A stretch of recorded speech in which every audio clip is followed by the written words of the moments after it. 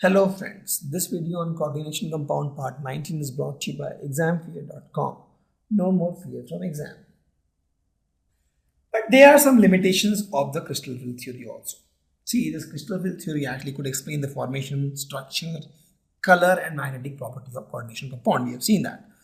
But it assumes that the ligand is a point charge. The first thing is assumes that ligand is point charge. So this assumption itself is debatable. There's a big debate on this. So with this assumption, actually, if you say if it's all about the electrostatic force of attraction between the metal and the ligand, so these ones with the negative charge should be stronger ligand. It should create stronger field. It should be stronger field ligand. But if you see the series, these are coming in the last. The neutral ones are the neutral one is the strongest ligand, and the negative charge are not so strong ligand. So there is no relationship between the charge. This is experimental data, and there is no relationship between the charge here. Right? So that means the assumption that the anionic ligand should be strong field ligand, but it's not the case. Okay. Plus, the third one is the covalent character. And we know that these bonds are having covalent character. So covalent character is not taken into account. It talks always about the electrostatic force of attraction that binds a metal and the ligand. Actually, but there are covalent bond between the metal and ligand that is not being taken into account. Okay, it always talks about the electrostatic force of attraction between the metal and ligand. So with this limitation, there are other better theories. That is the ligand field theory and the molecular orbital theory. We'll not discuss that, which explains these limitations. Okay. Let's take some question. Says on the basis of the valence bond theory. We are using valence bond theory now. That this ion is square planar structure is dimagnetic, and this NiCl4 minus is tetrahedral paramagnetic. We'll explain that. So let's see the oxidation number of nickel is +2 here. Here also +2. And nickel +2, I know that nickel is 3d8, 4s2. So nickel +2 is 3d8. And argon is here. Electronic configuration. Okay. So first case that let's take NiCN4. Actually, I don't need this series because it's a valence bond theory. Okay. So in this case, if I draw 3d8,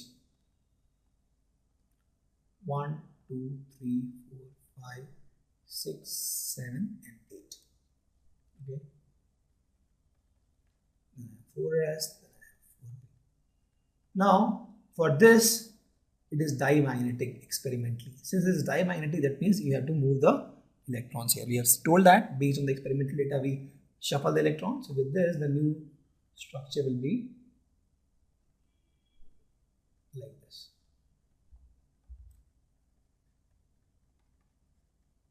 Okay. Now 4 bonds. I need 1, 2, 3, 4. That means I am looking for dsp2.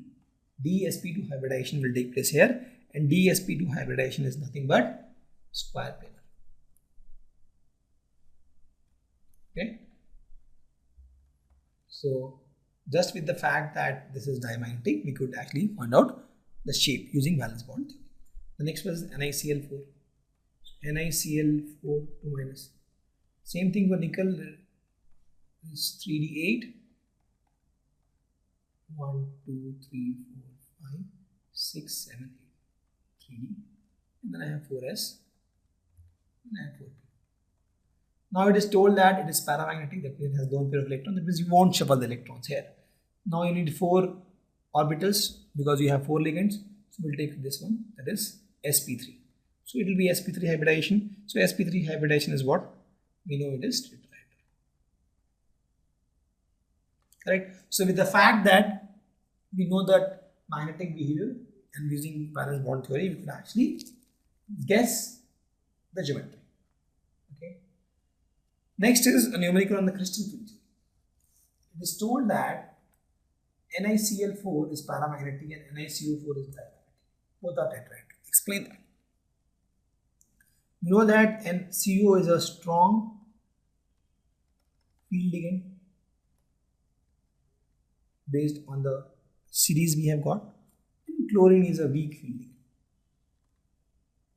So let's see this. NiCl4, the NiCl4, let's see this first.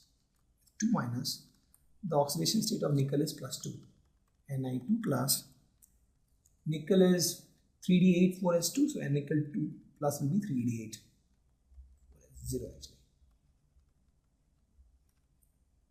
Okay, now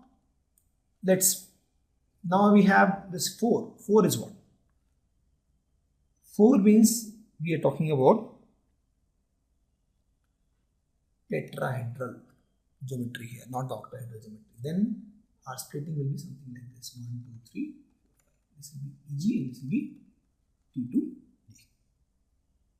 Okay, so now chlorine is a weak ligand, it will not force pairing. Okay, but this is a octahedral. You see this 4 chlorine, sorry 8. So something like this: 1, 2, 3, 4, 5, 6, 7,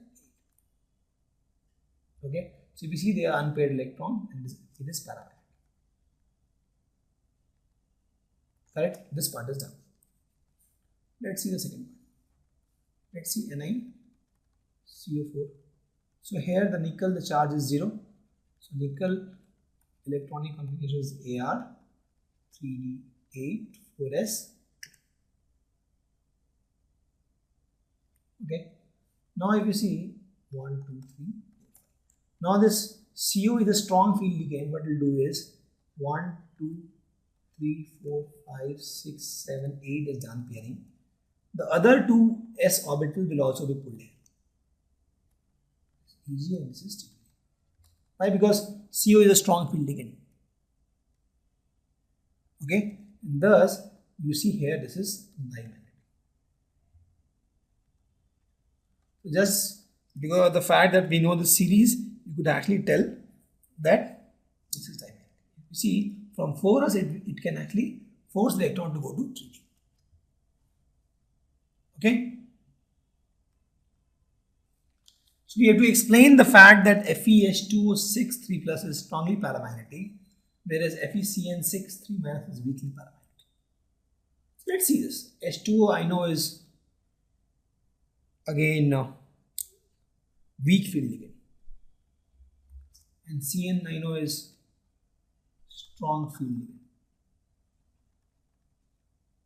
So let's see this first. FeH2O6. So FeH2O6, the oxidation state of iron is 3 plus. So FeH2O6, oxidation state is 3 plus. Fe3 plus we know is what?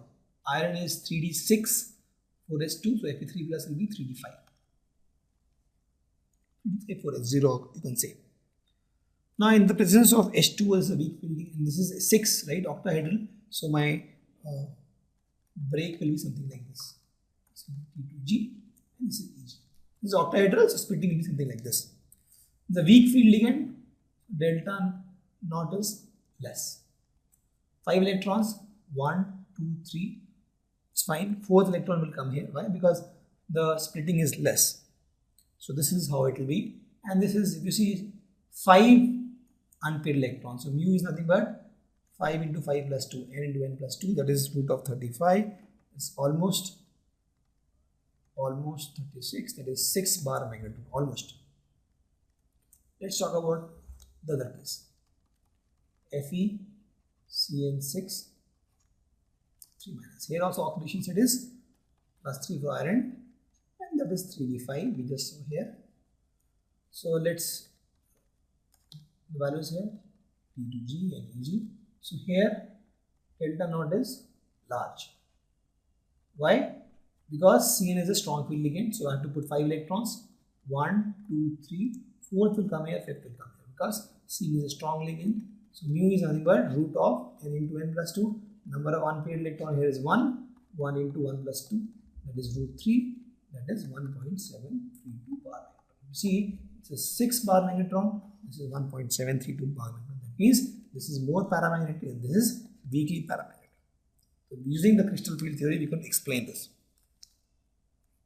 Okay, let's Thank you.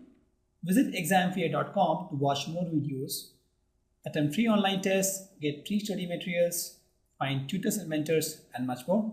Thanks once again.